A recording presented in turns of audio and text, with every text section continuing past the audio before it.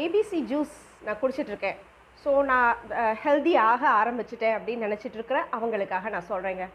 ABC juice, அதாவது apple, beetroot, carrot அப்படின்னு சொல்லிட்டு நம்ம ஜூஸாக அடித்து குடிச்சிட்ருக்கோம் இல்லையா?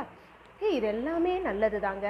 பட் ஜூஸாக சாப்பிடும்போது கண்டிப்பாக கிடையாது. ஒரே ஒரு விஷயம் மட்டும் சொல்லிக்கிறேன்.